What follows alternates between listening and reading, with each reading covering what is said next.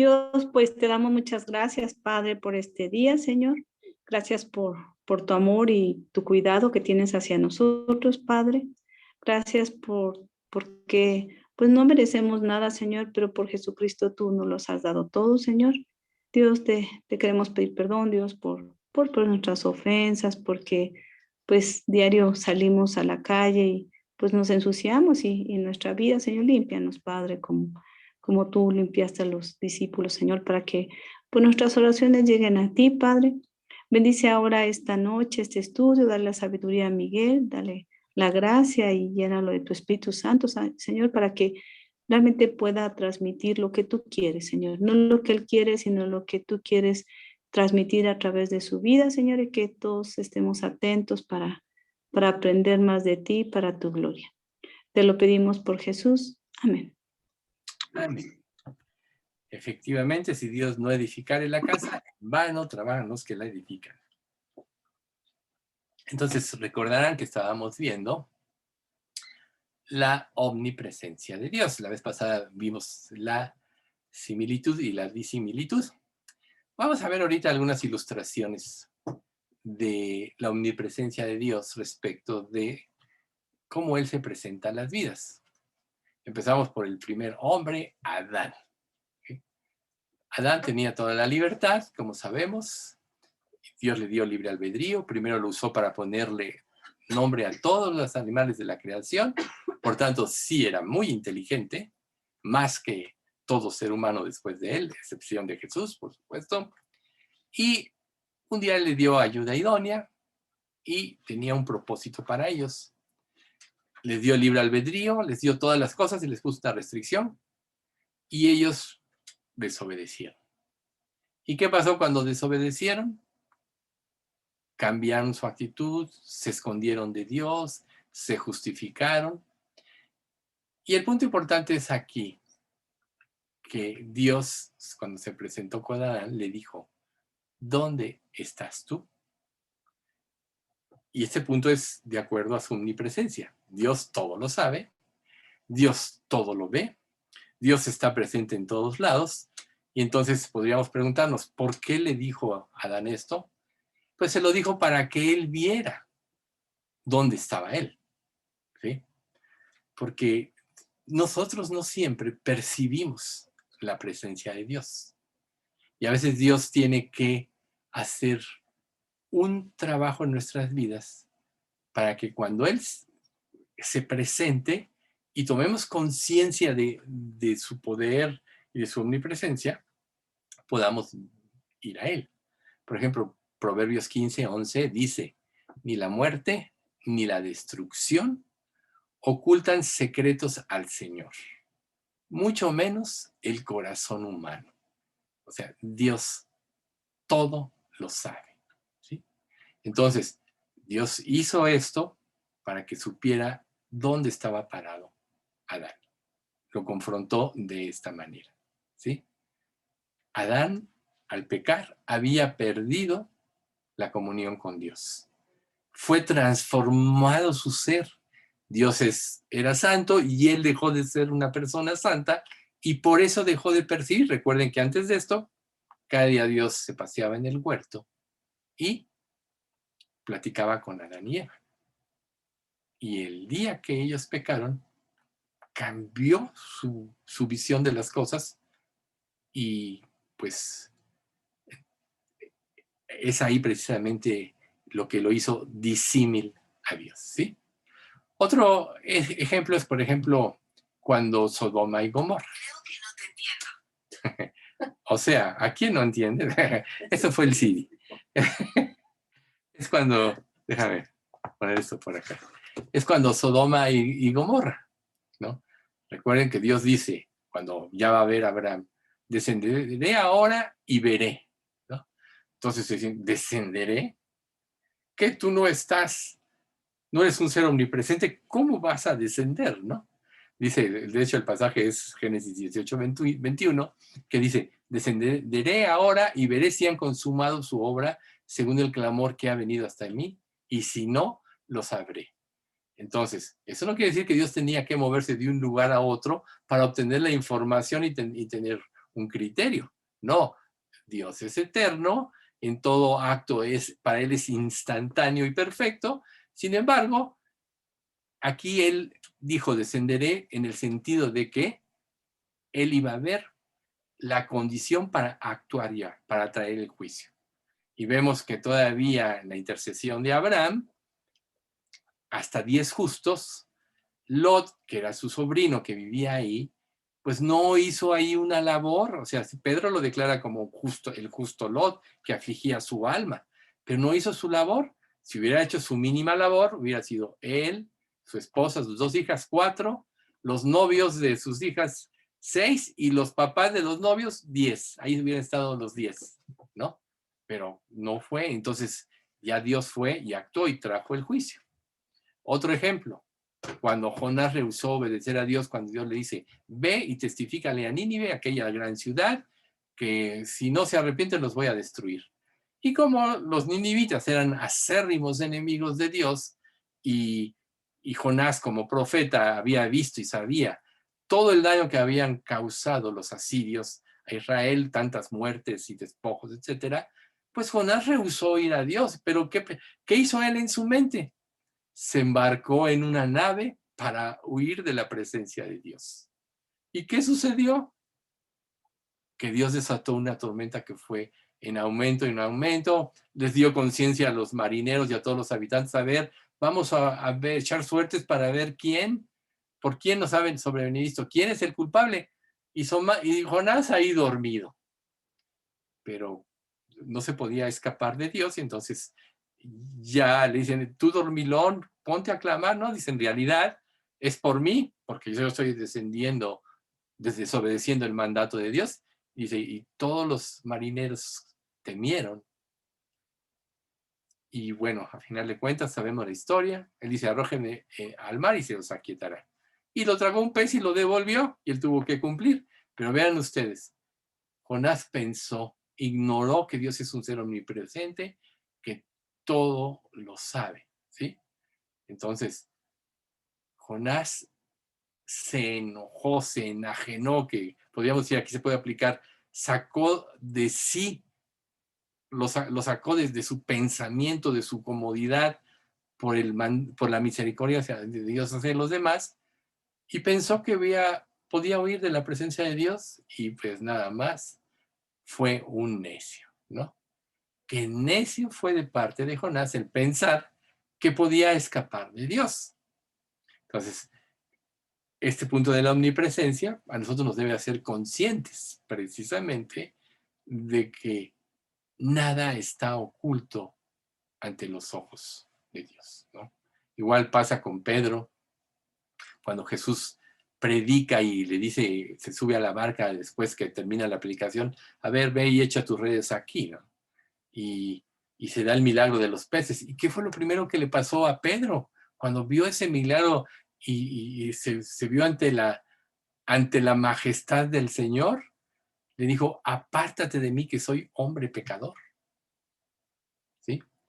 Porque no había tenido conciencia de la grandeza de Dios y de la majestad de Dios. Entonces aquí nosotros vemos cómo Dios en su omnipresencia sabe exactamente lo que puede hacer. Él sabía dónde estaban los peces, el momento en que debe echar las redes. O sea, Él puede actuar a favor nuestro o puede actuar en nuestra contra, así como traer sequías o como el hijo pródigo que tuvo que llegar a comer algarrobas para volverse así, pero nada se le escapa nunca a Dios de su control. Él siempre está en todo lugar. No se puede apartar ni ignorar el pecado. Ese es otro punto muy importante, ¿sí? A veces, insensatamente, una persona puede pensar que si nadie se entera que peca, pues ya la hizo, pero en realidad Dios todo lo sabe. Si toda la gente tuviera conciencia de la omnipresencia de Dios, entonces más bien cambiarían su proceder, ¿sí? Pero Dios siempre provee en todo lo que hace una solución eterna, y esta está en Cristo, a final de cuentas, ¿sí? El corazón humano se pone a distancia de Dios cuando el ser humano peca contra Dios. Y todos pecamos, por eso estamos tan distantes de Él.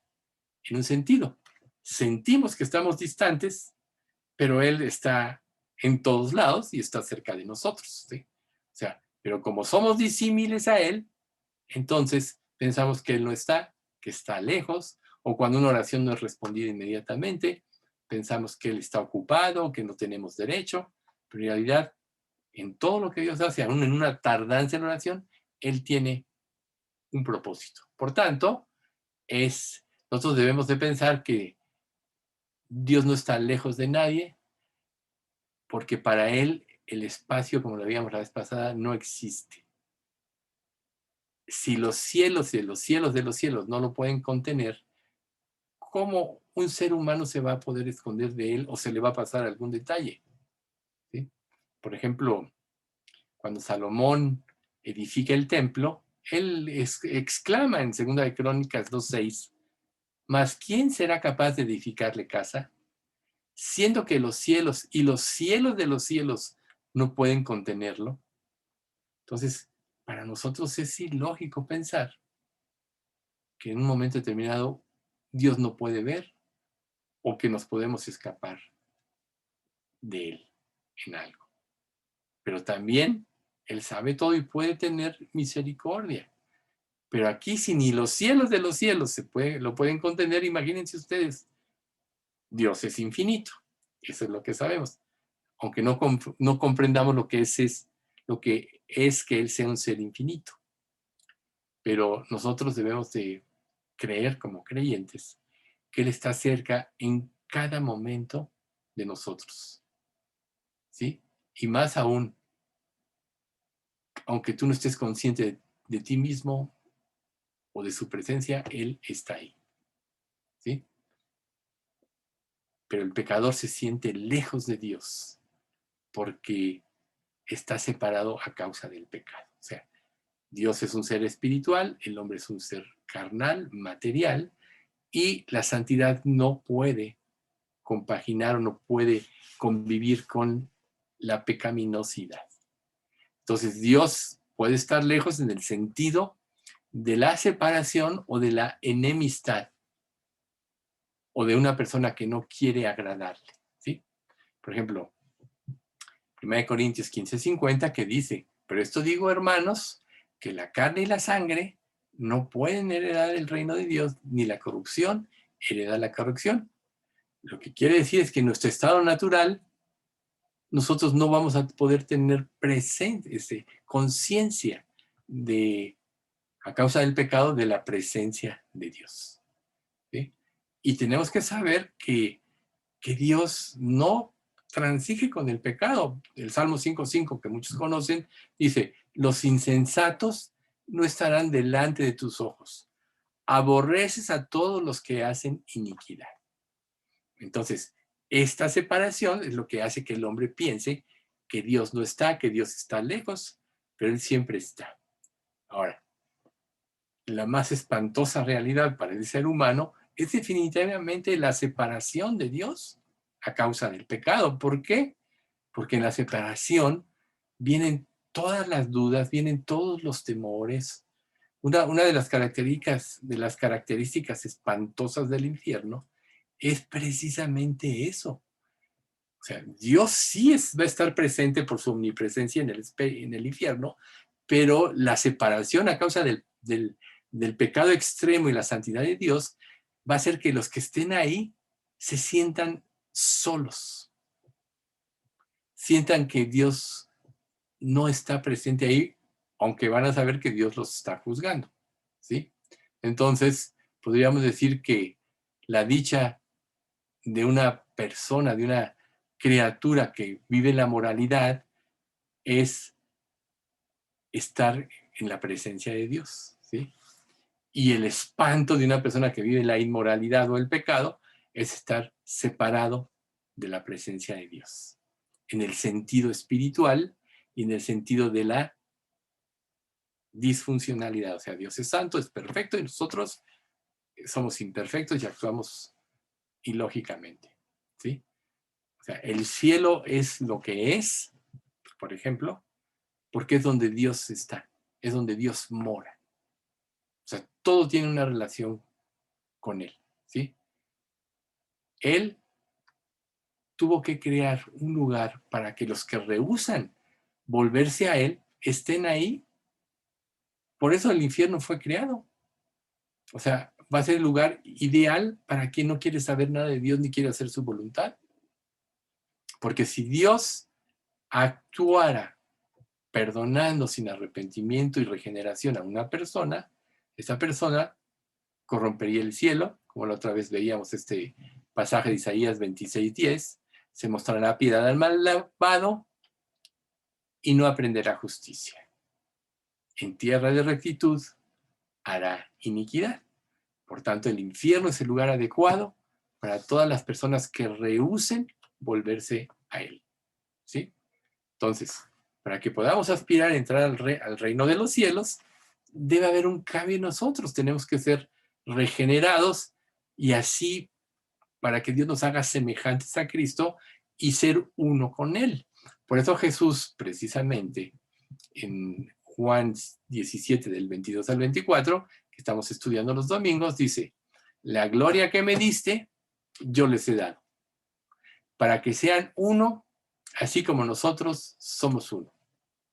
Yo en ellos y tú en mí, para que sean perfectos en unidad, para que el mundo conozca que tú me enviaste y que los has amado a ellos también, los has amado a ellos como también a mí me has amado. Padre, aquellos que me has dado, quiero que donde yo estoy, también estén conmigo, para que vean mi gloria que me has dado, porque me has amado desde antes de la fundación del mundo. ¿Ven? Entonces, la persona que se humilla delante de Dios, Dios la puede cambiar y la va a hacer uno con Él. Eso lo vamos a ver más a detalle después. ¿Sí? Por lo que, para poder aspirar a entrar al reino de Dios, debemos aprender a verle a través de cómo lo revela la Escritura. O sea, recuerden que la Escritura, la palabra de Dios, es prácticamente Cristo manifestado al entendimiento humano, revelado por el Espíritu Santo. Entonces, a Dios ahorita, aunque nosotros no lo podemos ver, sí podemos conocer de Él a través de la Escritura. Sí podemos conocer el carácter de Dios a través de la Escritura. Sí podemos ver lo que le causa tristeza, lo que le causa enojo y por qué un día va a traer un juicio. Pero también viene la esperanza que Dios puede dar si nosotros anhelamos que Dios nos transforme a la semejanza de Él. Por eso en 1 de Juan 3:2 dice, amados, ahora somos hijos de Dios y aún no se ha manifestado lo que hemos de ser. Pero sabemos que cuando Él se manifieste, seremos semejantes a Él porque le veremos tal cual es Él. Le veremos como Él es. Seremos semejantes a Él. Por eso es que cuando una persona se humilla y cree en Cristo, se hace semejante a Cristo. Si no, la Escritura no diría, como Él es, así somos nosotros en este mundo. O sea, lo que Cristo sufrió, lo que Cristo padeció, las luchas que enfrentó, todo hijo de Dios ahora las va a enfrentar cuando se humilla delante de Él y cuando Dios lo transforma y lo hace su hijo. O sea, lo hace parecido a Él.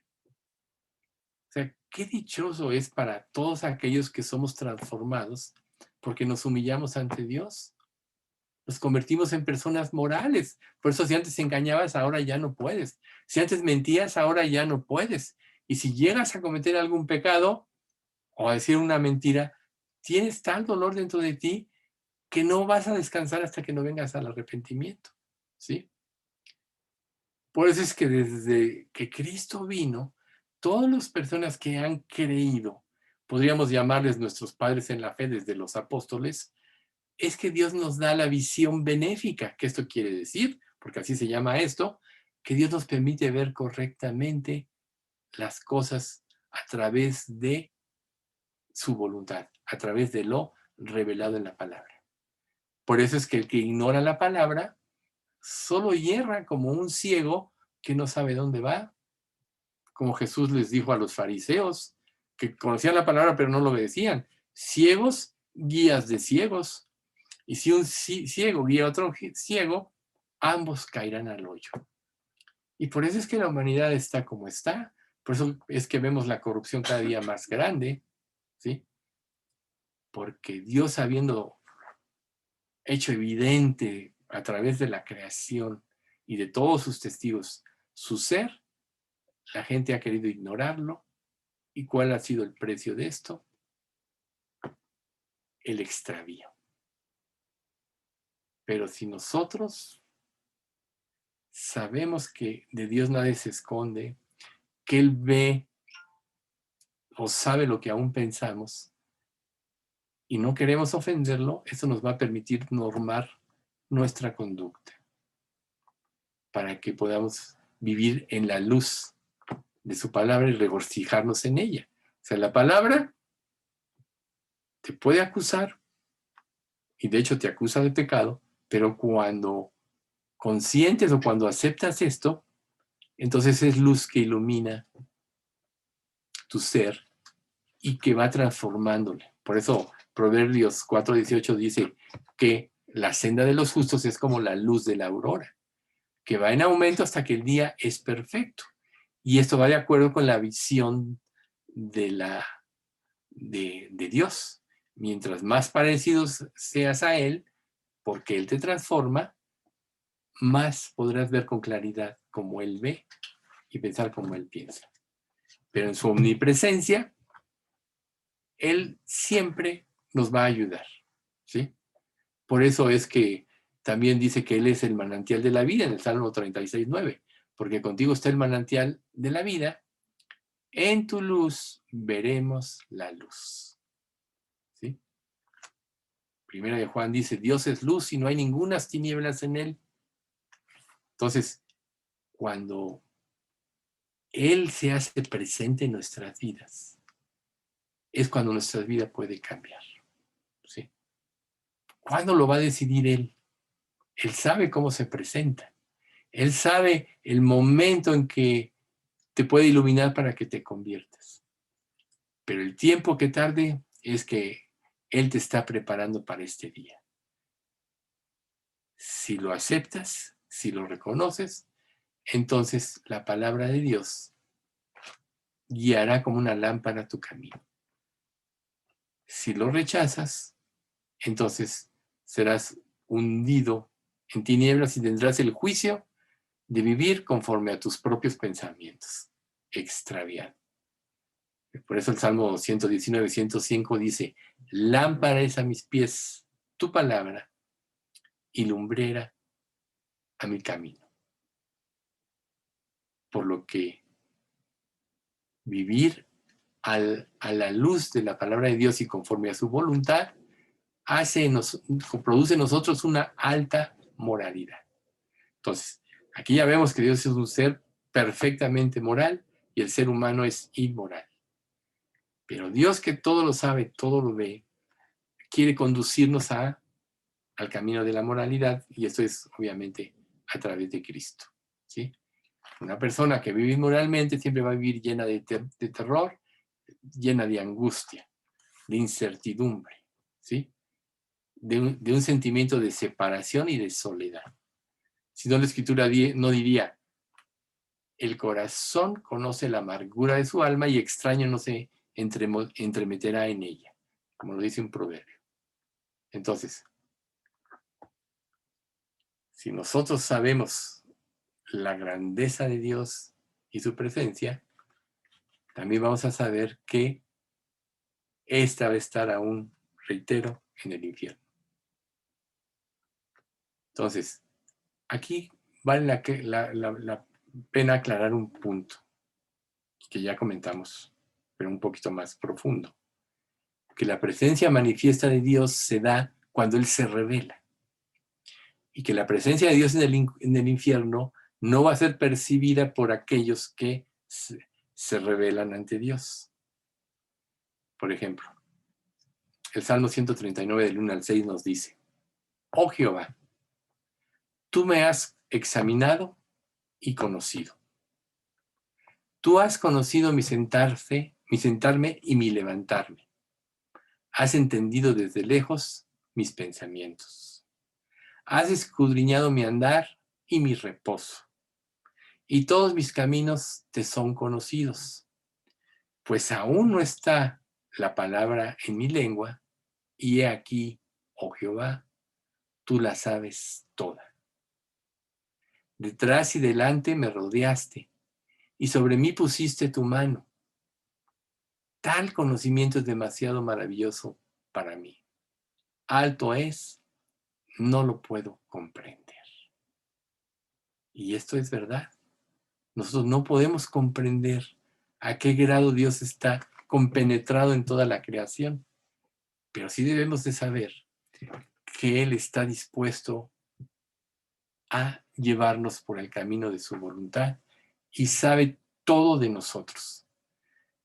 Y aquí vale la pena, respecto a esto, hacer un comentario. Por eso hay falsas y verdaderas conversiones, porque una persona que realmente se convierte tiene que ir ante Dios a cara descubierta, no para que Dios descubra aspectos de él que Dios ignoraba, no, Él todo lo sabe. Pero si tú no eres totalmente honesto y sincero con Dios, Él también lo sabe, porque sabe todo de ti. ¿Cómo puede una persona llegar a un verdadero arrepentimiento si no hay una total sinceridad de su condición ante Él? El diablo se ha encargado de confundir a las personas y hacerles pensar que con un mero acto religioso ya se pueden salvar. Con una oración, ¿no? La oración del pecador, ya se puede salvar. Cuando Él conoce absolutamente todo.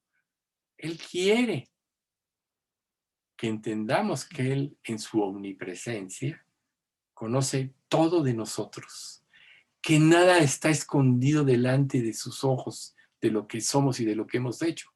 Por tanto, ir a Él tiene que ser totalmente abiertos a lo que realmente somos y con un solo objetivo. No para justificarnos, sino para pedirle perdón.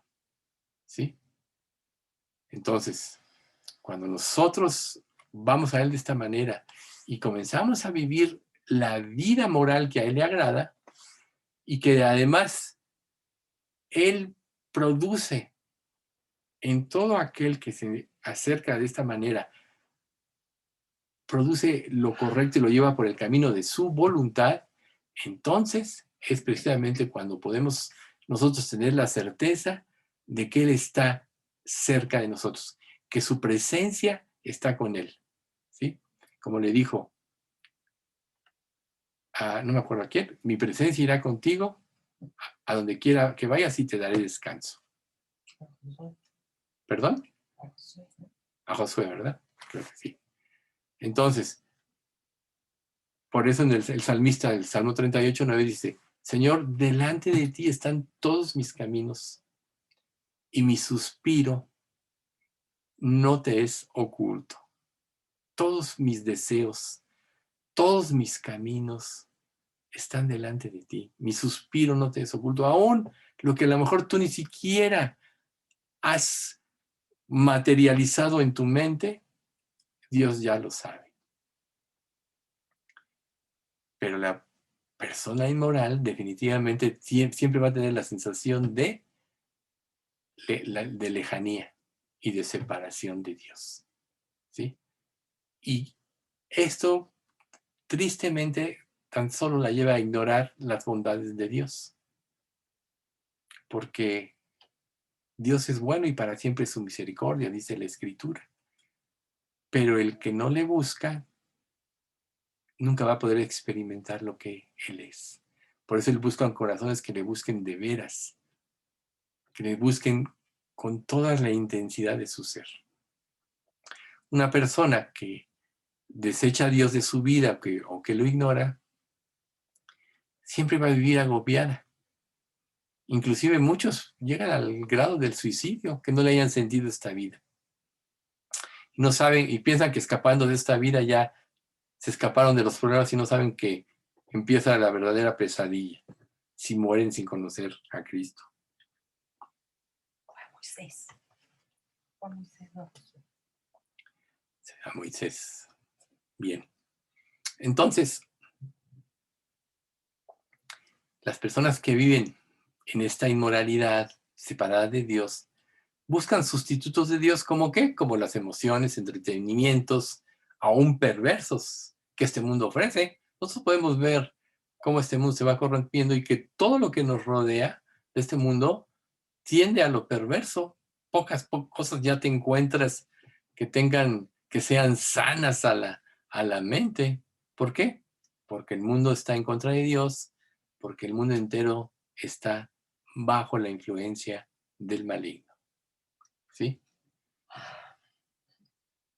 Y si Dios hizo al hombre para tener una relación con él, y el hombre no la tiene o aún la rechaza, se siente vacío e insatisfecho. Entonces, siempre va a sentir ese distanciamiento y por eso tratan de llenar su vida con cosas. Pero nunca el ser humano va a poder llenar el vacío que tiene, que es del tamaño de Dios. Por eso es que cuando una persona se convierte a Dios y Dios entra en su corazón, llena ese vacío. Y entonces, al llenar Dios su vida, se da cuenta de que todo por lo que dio su vida solo fueron vanidades ilusorias, ¿no? Como Dios le dijo como Samuel le dijo a Saúl, los que siguen vanidades ilusorias, su misericordia abandonan. Entonces, se sienten mal, se sienten con la mala conciencia, separados de Dios, pero no tienen la voluntad de ir a Él. ¿Por qué? Porque en un sentido odian la santidad. Si una persona toma conciencia de que odia a Dios, porque Dios es santo y si odia la santidad, odia a Dios, entonces el camino sería el arrepentimiento, pero si persiste en su necedad, el extravío es lo que tendrá como consecuencia de esta actitud. Pero precisamente por eso existe el infierno, para que todas las personas que rechazan o niegan a Dios y que niegan su carácter eterno e infinito, como su omnipresencia, van a ir al lugar que deben ir, donde va a estar acomodado lo que piensan, separados de Dios para siempre. Y reitero, no libres de la presencia de Dios, porque Dios es omnipresente, sino de poder vivir en comunión con Dios o de poder tener una relación verdadera con Él. ¿Sí? Y aunque en el infierno no hubiera fuego, de todos modos prevalecería su eternidad separado de Él, por ejemplo. Marcos 9:48. Cuando Dios empieza a hablar de las personas que se van a ir al infierno, dice, donde el gusano de ellos no muere y el fuego nunca se apaga. Es para siempre. Es espantoso quien rechaza a Cristo y el destino que le espera. Tan solo por negar lo que es evidente. Si no, Dios no diría en Romanos 1:18 en adelante que lo que de Dios se conoce les es manifiesto, pues Dios se los manifestó. Pues las cosas invisibles de Él, su eterno poder y deidad, se hacen claramente visibles desde la creación, siendo entendido por medio de las cosas hechas, de modo que no tienen excusa.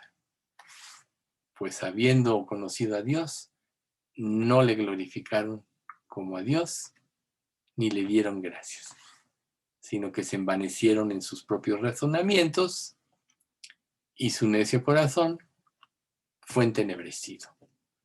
Esa es la característica de los que van a estar en el infierno. ¿Sí? Entonces, por otro lado, cuando una persona toma conciencia de la existencia de Dios y de su presencia, entonces las cosas cambian. Porque entonces sabe la persona que tiene que ser transformada para poder estar en la presencia de Dios. Y si quiere hacerlo por su propia cuenta, se va a dar cuenta de que no es posible. Entonces va a acudir a Dios para que le ayude, ¿sí? Entonces, esta conciencia de Dios, su presencia en la vida es lo que transforma una vida. La presencia de Dios es lo que hace, reitero, que el cielo sea el cielo. Pero la presencia de Dios en una vida tiene que ser transformada. Por eso Pablo decía, examinaos a vosotros mismos si estáis en la fe. ¿O no sabéis que Jesucristo está en vosotros, a menos que estéis reprobados?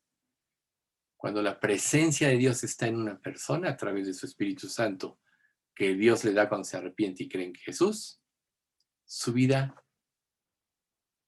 debe de ser totalmente transformada. Por eso es que una persona que se dice cristiana y su vida no cambia, es que realmente no se ha salvado. Es que realmente, en un sentido, quiere ir en contra de Dios. Pero cuando una persona lo concientiza y va a Él y es transformada, entonces su camino se convierte en luz. ¿Sí? No eludas la manifestación de Dios en tu vida.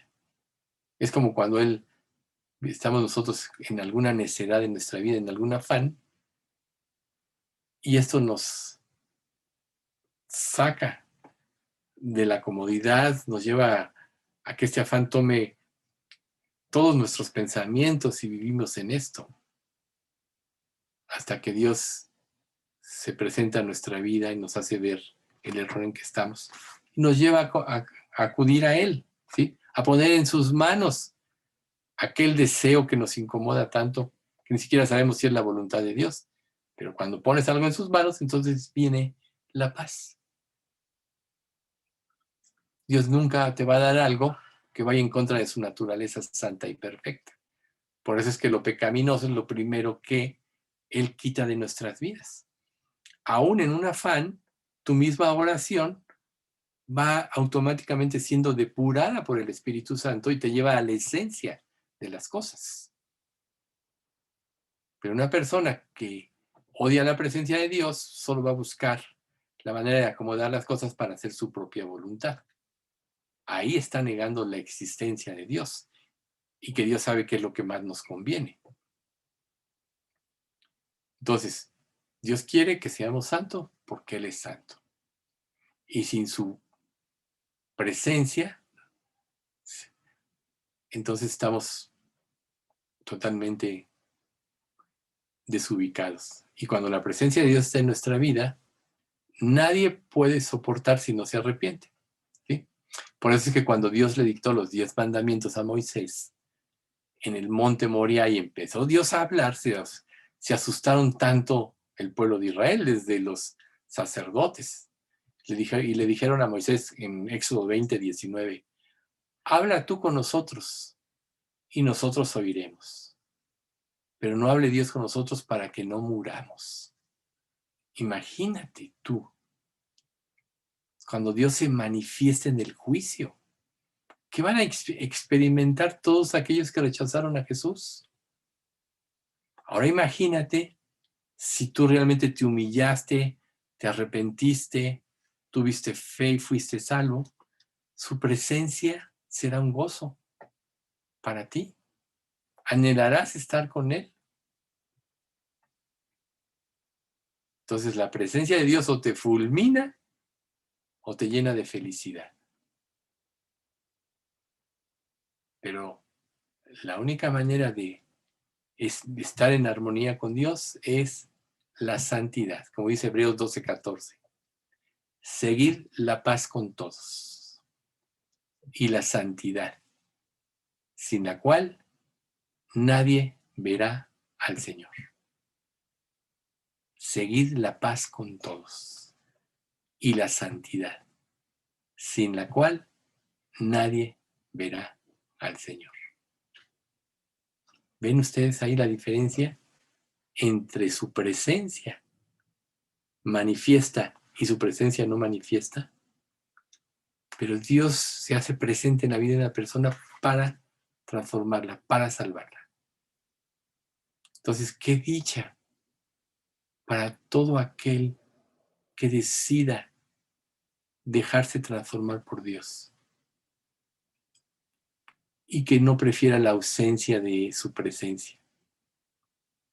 Qué dicha aquel que vive en el temor de salirse de su voluntad y se somete a Dios. Pero qué temor tan grande de aquel que lo rechaza y que la consecuencia va a ser que tenga eterna aflicción. Entonces, afirmando la naturaleza humana es tan disímil a la naturaleza de Dios que crea un abismo remoto, eterno e infranqueable. Por eso Dios planeó mandar a su Hijo desde antes de la fundación del mundo. Y por eso Dios nos dijo en Jeremías 13:23, ¿mudará el etíope su piel y el leopardo sus manchas? Así también vosotros no podéis hacer el bien estando habituados a hacer el mal. Necesitamos de la presencia de Dios. Necesitamos ser transformados en nuevas criaturas. Necesitamos renacer para poder ser liberados por Dios y poder vivir una vida de acuerdo a su voluntad. Si tú estás oyendo esto hoy, es porque Dios quiere rescatarte. Si Dios está siendo presente en tu vida para poder cumplir en ti, si decides someterte a Él, los estándares de santidad que Él tiene para el hombre, que es la única manera como se puede relacionar. Y entendamos, por nosotros mismos nunca podremos alcanzar a Dios. Dice Romanos 8:7, por cuanto los designios de la carne son enemistad contra Dios, porque no se sujetan a la ley de Dios, ni tampoco pueden. ¿Cómo podrán entonces Dios y el ser humano unirse otra vez? Ahí es precisamente donde vamos a ver en el próximo estudio la reconciliación de lo disímil. Cuando Dios nos hace sus hijos, por eso nos hace semejantes a Él. Vamos a orar. Padre bendito, te queremos agradecer mucho por este estudio. Sabemos que son temas muy profundos y difíciles de entender, pero lo que sabemos es que, y lo que debemos tener claro en nuestra mente es que tú estás presente en todo lugar, en todo tiempo, y que nada escapa de ti. Pero nosotros no entendemos, Señor, a plenitud que tú todo lo sabes. Anhelamos, Padre, que tú te hagas presente en nuestra vida, como un día le diste conciencia a Jacob cuando huía de Esaú, de tu presencia. Y cuando él vio que tu presencia estaba ahí, tuvo gran temor. Enséñanos, Padre, a vivir en ese temor que salva, en ese temor que todos tenemos de vivir separados de ti. Queremos, Señor, estar contigo para siempre en el cielo. No permitas que nada nos separe, Señor, de ti. Ya nos conscientes de que tú todo lo sabes para que esto refrene nuestra inclinación al pecado. Y para los que ya te conocemos, que ya nos has transformado, Señor, danos el anhelo de vivir en santidad, Señor, para que cada día podamos estar en más comunión contigo. Y a los que todavía no están en esa relación profunda y estrecha contigo, revélate a sus vidas y hazles patente esa esperanza que tú ya diste a este mundo a través de la sangre de tu Hijo y la reconciliación, a través del derramamiento de ella en la cruz. Señor, nos ponemos en tus manos y te damos gracias por todas estas enseñanzas. En nombre de Cristo Jesús. Amén.